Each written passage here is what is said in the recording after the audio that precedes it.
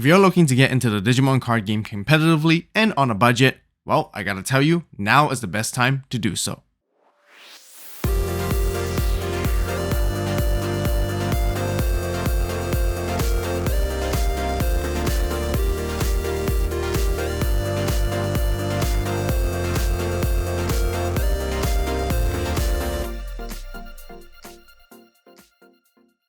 That's right, you can now get into the Digimon card game and play competitively with a budget of only $65. It's been a couple of months since the last video when I talked about the $80 budget decks, and I think it is time for an update for sure. Keep in mind that all the market prices of the decks that we'll talk about are during the time of making this video based on TCG Player. So let's get right into it. To start us off, there is Belphemon. This archetype debuted from the most recent BT13 vs Royal Knights set, and most of the cards of the deck can be found in this product, which makes it very accessible. The deck mainly contains the components of Belphemon, Gizmon, and the Eismon package, where many of these cards focus on drawing and trashing cards, and it greatly helps set up the win condition. We have seen this deck top a fair amount of BT13 tournaments, and the best thing about it is that this deck can be played interchangeably between the regular and the Ultimate Cup formats, making it a perfect choice for competitive play.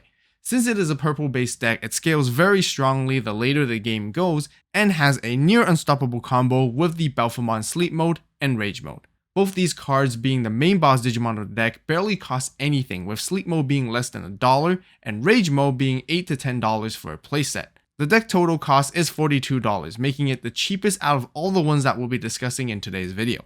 And if you guys want to see more deck lists like these before anyone else, then be sure to join the Evolve Club right now by clicking on the join button, as you'll find all of my most recent updates and first draft deck lists, which I post frequently. Also, if you guys want to see more discussion videos like these, then be sure to subscribe and turn on that notification bell to stay tuned. And you also give this video a like because I really appreciate it. Now back to the Belphemon deck list, where the most expensive card is actually the Demi-Meramon Egg. But don't let this deter you from getting this particular card, because it will be getting a reprint from the RB01 Resurgence booster, giving it a very nice holo upgrade, but also probably going to help bring down the overall market price for the card. Furthermore, Demi-Meramon is a really good long-term card to keep because it is essentially one of the best staple cards that can be used in many other purple decks.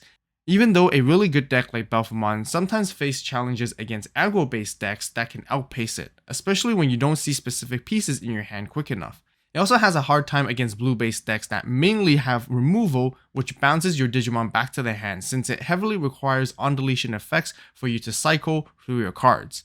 The deck also has a bit of a learning curve, because one of the most vital aspects of it is to learn how to sequence effects optimally during the opponent's turn in order to disrupt their plays.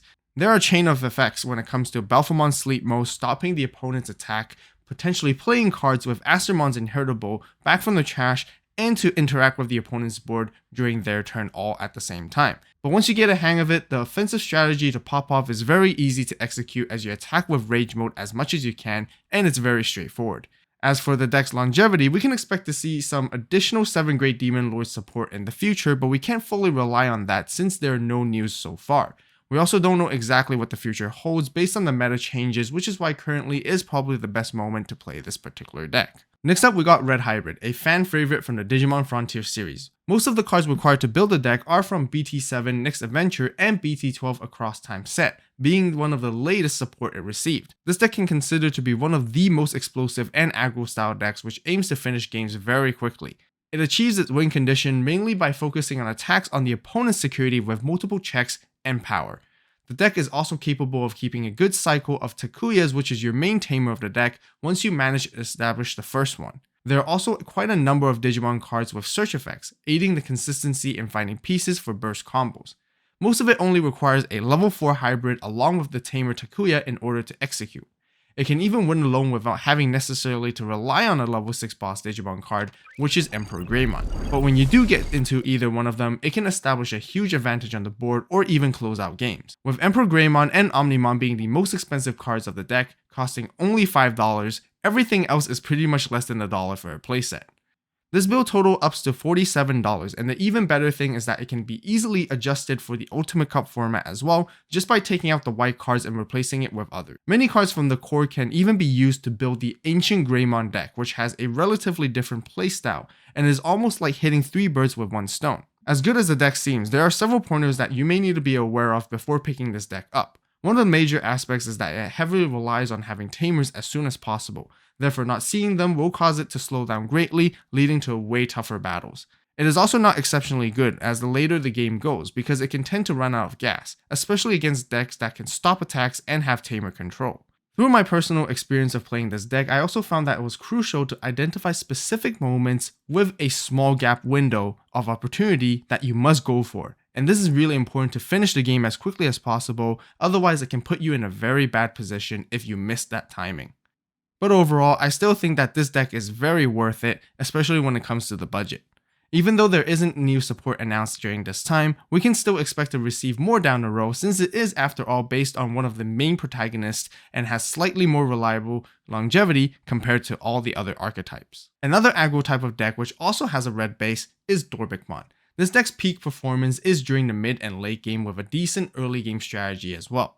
The goal of it is to draw as many cards as quickly as possible and at the same time to gather pieces so that you can bring out your Dorbickmon. Similar to the BT7 Takuya warping into Emperor Greymon combo, Dorbickmon can also be brought out instantly via Digicross, and it can reduce its play cost by placing as many sources as possible underneath it with a maximum of 5. By stacking multiple inheritable effects such as Security +1, it can immediately rush and take down a chunk of your opponent's security. The earlier you establish its presence, the quicker it can win games, especially if the opponents cannot deal with it immediately the turn after it was played.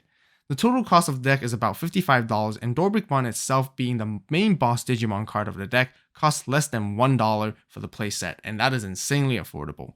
The most expensive cards of the deck would actually be the starter deck 1 Greymon and the Memory Tamer Tai that both give Security +1 and they both cost $3 each. But the nice thing is that both these cards can also be used in War Greymon Tribals decks, which justifies its price as well. Since Dorbickmon's Digicross requirements covers a wide range of traits from anything that is Dragon, Soar, and Ceratopsian, it is expected that the deck can continuously receive indirect support, potentially making it better in the long run. This is also one of the reasons why the deck can always make an appearance and to somewhat be relevant through various formats. However, building this deck may be a bit of a hassle since there are many one-off cards in this particular build from various sets, which is not always easy to find. The promo Guilmons can be especially rare depending on the location and availability, which is essentially the lower end core of the deck and you must have a 4 of. But otherwise, the deck is very easy to pick up and play, which is also very beginner friendly. Moving on, we have Beelzemon, which is one of my personal favorites to talk about. Even till this day, I think this is a very strong and viable deck, but most importantly, it is very easy to build because most of the cards that you need can be found from the Beelzemon Advanced Deck set. The deck was so strong to the point when it came out, it even had to be hit by the restriction list where now you can only play one copy of the EX2 Impmon. But like I said, it is still relatively strong, which can compete against today's meta. And that is because it's very fast at milling cards to achieve its win condition and set up the trash. The archetype is very versatile and has a wide coverage against various matchups with offensive and defensive tools. The deck also runs a handful of removal option cards that have fantastic applications other than being in security as bombs. The total cost of the deck is about $61 and it can also be played in the Ultimate Cup format. But do keep in mind, Deathslinger is actually restricted down to one specifically for Ultimate Cup, so be sure to make the appropriate adjustments and changes when switching between the different events. Although I would usually recommend getting 2 copies of the product just so it's easy to get a hold of the playsets of every card that you need, you can actually build the full power version of this deck with only 1 copy and filling the rest with singles, which are mainly from the BT12 Across Time set. However, the EX2 Beelzemon might be the hardest card to find in the market, and it does cost $8 for each, but you only need 2 copies in my recommended build. The good news is that it will also be getting a reprint with a new alt art for that particular card in the premium binder set,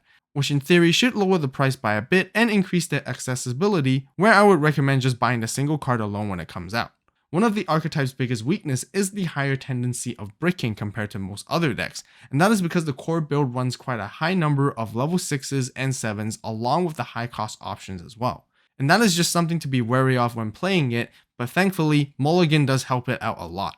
Since this deck is relatively new, we probably won't be receiving any direct support for it in any time soon. But I do feel the deck can stick around for quite a while because of the base engine being very reliable, giving it very good longevity.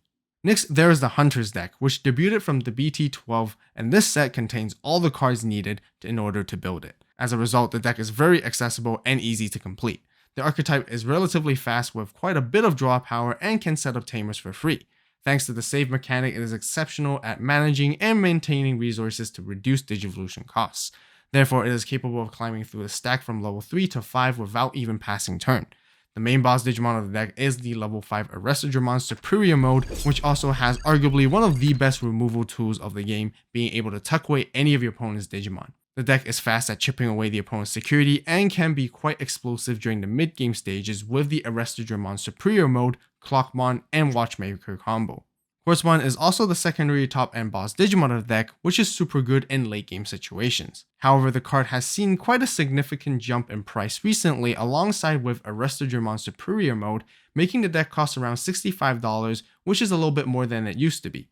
There's also several key points to keep in mind when you're playing this deck, and that's mainly based off a higher ceiling and learning curve. That is because it is important to learn how to efficiently manage your tamers and their effects optimally at the start of the main phase. Oftentimes, this is necessary to think several steps ahead during the breeding phase, which is to plan out the entire turn carefully. Also, not seeing tamers in the early stages of the game can be rather problematic because they are mainly there to help cycle and set up resources. And for those reasons, it can become quite a bit of a challenge for some players, but by mastering these key components, it can become very rewarding. Furthermore, we can expect to see this deck continue to see play in the competitive BT14 format since it has the speed to keep up against all the other newer decks. Speaking of speed, one of the fastest decks of the BT format is also Blue Flare, which is also considered to be one of the best decks currently. Most of the cards required to build the deck come from the BT10 Cross Encounter and EX4 alternative being set. The archetype is great at searching and has a ton of value, which can even play tamers for free, making it hyper consistent at finding pieces and setting up the board at the same time. It has a decent amount of draw power similar to Hunters, and the save mechanic is incredibly handy with the resource management system. The main boss Digimon of the deck is the blue Metal Greymon from BT10, which can be played for reduced cost by fulfilling its Digicross requirements. Furthermore, the deck can access the trash for specific pieces when Digicrossing now, thanks to the dual tamer Kiriha and Nene. Once Metal Greymon comes out in play, it can rush immediately and make aggressive attacks early with the ideal combo of the starter deck 1 Greymon to give it security +1 and the EX4 male Bergermon to give it jamming. Blue Flare also gains a ton of advantage as soon as the opponent has 2 or more Digimon on their board, and that is because it can stun their Digimon, which pretty much renders them useless for an entire turn in most cases. The deck is very easy to pick up and to learn, as the game plan is relatively straightforward to understand. The total cost of the deck is around $65, with the BT10 Metal Greymons being $8 for each piece, as it is the most expensive card of the deck, and having 4 copies is crucial. The only downside is that it may be difficult to find that particular card since BT10 was released quite a while ago. Despite being one of the strongest decks, Blue Flare does have its several bad matchups and weaknesses. It is not the greatest when facing against heavy control decks, especially when it comes to Black War Greymon, because it can remove tamers and block attacks. It also has a tough time against decks that play Floodgate rookies that prevent memory gain and play cost reduction, because Blue Flare does not have fast and reliable methods to deal with them, and it slows down the win condition by a ton. Another thing to keep note of is that the deck is likely to fall off soon with the new meta approaching, as it may struggle against all the other BT14 decks. Therefore, this is the current moment for it to be picked up until we receive more future support for it, which I feel will not be happening for a while. So if you just can't wait and want to hop on it right away, then definitely watch this in-depth guide to learn everything you need to know about Blue Flare right away. As always, thank you so much for watching. You guys have a great day, great night, wherever you are. See you next video, and this is Vault, signing